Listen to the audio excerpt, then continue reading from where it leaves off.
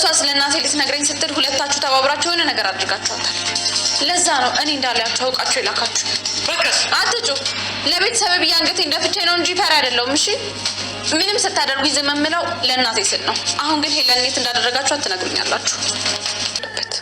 እንደዛ መናጭቄ ወጥቼ አሁን ግን ለጥቅሜ ስል አይኔን በጨው አጥቤ መጣሁ። በጣም ይቅርታ፣ ሌላ የምሄድበት ቦታ ስለሌለኝ። ብሌን ምን ሆነሽ ነው? የእናትን ናፍቆት ደግሞ ከኔ በላይ አንተ ታውቃለህ። ወላጅ እናቴን ማግኘት አለብኝ። የእሳቸውን መታመም ስሰማ ዝም ማለት አልቻልኩም እና በቃ ዳግም አወቀብኝ። ስም ነው እያልኩ የምቀባጥረው እያደረግኩ አይደለም። ብሌን ሁሉንም ነገር ሰማች። ሁሉንም ነገር ስትሰማ እንግዲህ ባይሉ የሰማሽውን ነገር ሁሉ መናገር አለብሽ ብሎ እጅግ እያስፈራራት ነው። ምን እያደረግሽ ነው ያለሽው? እንዴት ነው በር ስር ሆነሽ ይህንን ሚስጥር ልትሰሚ የቻልሽው? በፍጹም እዚህ በር ስር መሆን የለብሽም ይላል።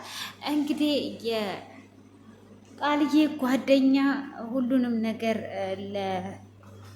ሰላም እንደምትናገራት ሮጣ ገብታ እንግዲህ ለሰላም እየነገረች ነበረ ክፍሉ እየተጠናቀቀው። ሆኖም እንግዲህ እየተኛችው ቃልዬ ነበረች።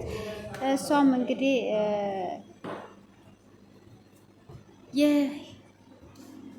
የቃልዬ እናት እንዳልሆነች እና ብሌን ልጇ እንደሆነች ሁሉንም ነገር ነበር የተናገረችው። ቃልዬም እጅግ ትደነግጥና እንዳመሏ ትነሳለች። ከተነሳችም በኋላ እንዴት ነው ይህንን ነገር ልታደርግ እየቻልሽው? ምን እያደረግሽ ነው ያለሽው?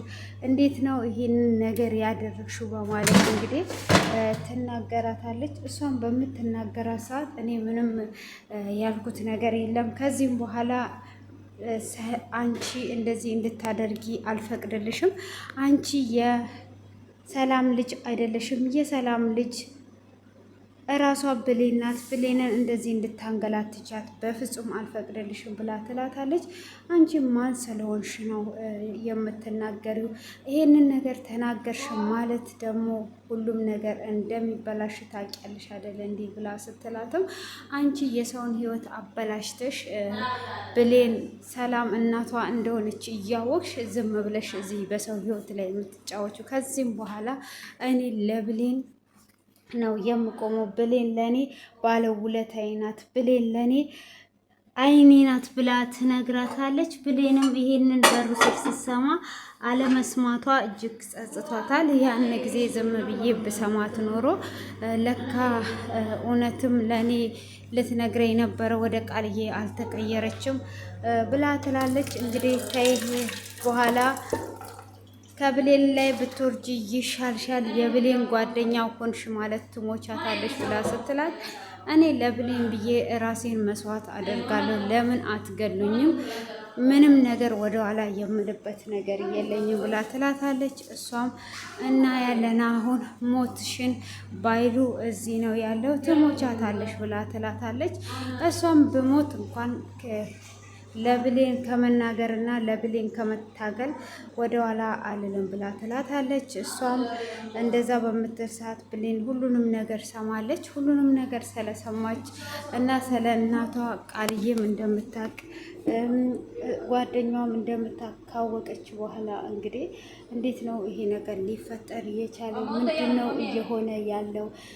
በማለት እንግዲህ እጅግ ታዝንና እያዳመጠች ወይም አሁን ባይሉ ይሄንን ነገር ካወቀች ልጅ ይገላታል፣ ውስጥ መግባት አለብኝ ብላ ልክ ውስጥ ልትገባ ስትል እንግዲህ ባይሉ ይመጣል። ባይሉ መጥቶ ምንድን ነው ያዳመጥሽው በማለት እንግዲህ ያፋጥጣታል። እሷ ምንም አላዳመጥም ብትለው ሱቅ ይልካትና እንግዲህ የቃልዬን ጓደኛ አግተዋት ይገኛሉ ማለት ነው። ሆኖም እንግዲህ እሷ ምንም ነገር ማድረግ ስለማትችል እንደታገተች ነው ያለችው። እንግዲህ ፀሐይ ላይም ደርሶባት ነበረ። ፀሐይ ላይም የደረሰባት ነገር ምንድን ነው? ፀሐይ ላይ የደረሰባት ነገር እንግዲህ ባይሉን አላቀውም፣ ባይሉ ምንም አይደለም ብላ ካለች በኋላ እንግዲህ ባይሉን አግኝታው እያለ ዳጊ አይታት ነበረ። ዳጊም ባይሉ ጋር ባይሉን ታውቂያለሽ እንዴ ብሎ ሲላት እዛ እሱ ቤት እንደምትሰራና ሰላም መሞለት እንደመጣች ትነግረዋለች። እንዴ ካዲያ ውጪ ላይ ነው እንደ የምትጠይቂው ብሎ ሲላትም አይ ውጪ ላይ ሳይሆን እንግባ እያልኩት ነበረ አሽሙ እንዳይነሳበት ትላለች። እንግዲህ ባይሉ የታመመው በቢላ ዳጊ ወጥቶት ነው። እሷ ግን ህመሙን ሰላማታል ስለ ህመሙ ትናገራለች። ዳጊ እዚህ ጋር እንዴት ህመሙን ራሱ አታውቅም ማለት ነው እንዴ በማለት እሺ ማዘርዬ ብሎ ይላታል። እንግዲህ በዛው ሰዓት ነግረው ይለያያሉ። እንግዲህ ስለ ሰለሞን ልትነግር እያለች ነበረ የተጠናቀቀው ማለት ነው። ስለ ሰለሞንም ምንም አይነት ነገር አልተናገረችው። ዳጊ ይከተላትና ይሄዳል። ከሄደም በኋላ ይይዛትና ባይሉን የት ነው የምታውቂው? ለባይሉስ ምንድን ነው የምታመላልሽው? በማለት ጠይቃት እኔ ለባይሉ ምንም የማመላልሰው ነገር የለም በማለት ትለዋለች። ብቻ ከእናቴ ወሬ ወስደሽ ለባይሉ ስታመላልሽ መሆኑን ያወኩለታ እንደምገልሽ እንዳትጠራጠሪ። አሁን ታላቅ ነሽ ብዬ በትክክል አናግርሻለሁ። የዛን ግን ታላቅና ታናሽ የሚለውን ነገር እረሳለሁ ብሎ ይላታል። እሷም እንግዲህ እንደነቃባት ታውቃለች። በዛ ላይ ሲታመሙ ሌላ ሁሉንም ነገር ስትቃይ ስለነበረ ከዛን እንግዲህ እሱ ያንን ማስጠንቀቂያ ከሰጣት በኋላ ባይሉን ይደውላል ማለት ነው። ባይሉን ከደወለ በኋላ ምንድን ነው ምን ላይ አደረሽ ንገሪኝ፣ ይሄ የህይወት ነገር ነው ብሎ ሲላት እሷም ከዚህ በኋላ በቃኝ ምንም የማውቀው ነገር የለም እኔ ነው ያልኩ ብላ እንግዲህ ተዘጋግታለች። እንግዲህ ባይሉ ልትሄደው ነው፣ ግራ ገብቷታል። ሆኖም እንግዲህ ወደ ገነት ጋር ይመጣል ማለት ነው። ዳጊ ከመጣም በኋላ ስለ ገነት ይጠይቃታል። ገነት ማለት ስራ እንደምትሰራና የት እንደምትሰራ ገነት እኮ እዚሁ ነው፣ በምንም አይነት ስራ የላትም። እሷ እኮ አፏን እንጂ ውስጧ ባዶ ነው።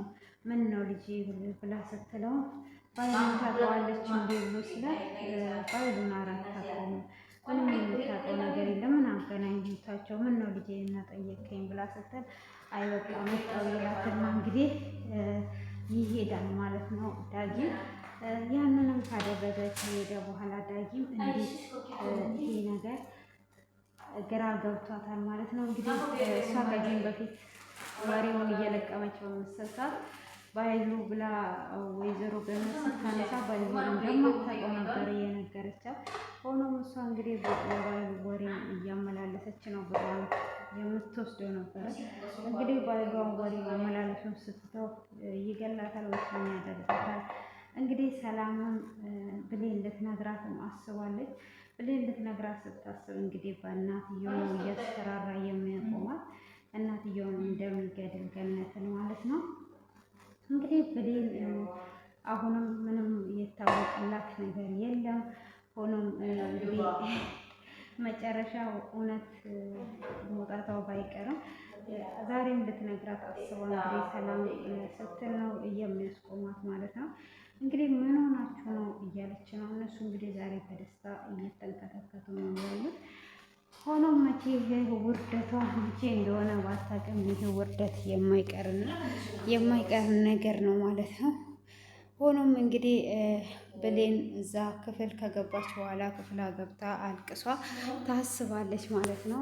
የምታስበው እንግዲህ ቃልዬ ስለናቷ ስለምታውቅ ዳጊ ፍቅረኛዋ እንዲሆን ታስባለች። ዳጊ ጋር ትሄዳለች። ዳጊም ደስ ይላል። እንኳን መጣሽልኝ ምን ሆነሽ ነው ብሎ ሲጠይቃት እንግዲህ ዳጊን ትነግረዋለች ማለት ነው።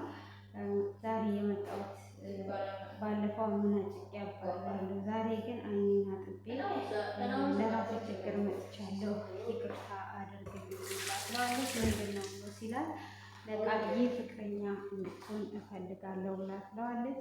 ለምንድን ነው ብሎ ሲጠይቃትም እንግዲህ የወላጅ እናት ታውቃለህ ምናምን ወላጅ እናት እንደምትናፍቅ፣ ስለዚህ ለቃልዬ ፍቅረኛ ሆነ ቃልዬ ስለ እናቴ ታውቃለች ብላ ትለዋለች። እንግዲህ በስካር አድርጎ ባለፈው እንዲያወጣላት ነው። ያንን ነገር ካደረገላት እንግዲህ ነገሮች ሁሉ በጊዜ ተጠናቀቁ ማለት ነው። ሁሉንም ነገር ታገኛለች ብዬ አስባለሁ። እንግዲህ ለዛሬ ይህንን ይመስላል። ዳጊም እንግዲህ ደንግጧል። ምን እያልሽ ነው? ምን እያወራሽ ነው ያለሽው? ምን እያልሽ ነው እያላት ነበረ። እሷም እንግዲህ እየወደደችው እንግዲህ እናቷን ለማግኘት በዚህ አይነት መስዋዕት ልትከፍል ነው ማለት ነው። እንደዛ ካልሆነ ሊሆን አልቻለም። እንግዲህ ገነት እንኳን ከሱቅ ስትመለስ እንግዲህ ገነትን እየተከታተሏት እንደዚህ አይነት ፌስታል ይዛ ከሱቅ እየገባች ነው እያሉ ነበረ እያስፈራሯትም የነበረውና ለዛ እንግዲህ በጣም ከባድ ነው ማለት ነው። እጅግም ነው የሚያሳዝነውና ለዚህ በጣም የምታሳዝነው ብሌን እንግዲህ እናቷን ብታይና እናቷን ብታውቅ በጣም ነው ደስ የሚለው። እንደዚህ አይጫወቱባትም ነበረ ማለት ነው። እና እናንተም ደግሞ ኮሜንት ላይ አስተያየቶችን አስቀምጡ። ዳግም ይህንን ነገር ተቀብሎ ተስማምቶ ከእናቷ ጋር ያገናኛታል ወይስ እኔ ስማማን ያገናኛል እያስባለሁ። እንግዲህ ስለነበረን ቆይታ ከልብ አመሰግናለሁ። መልካም ቀን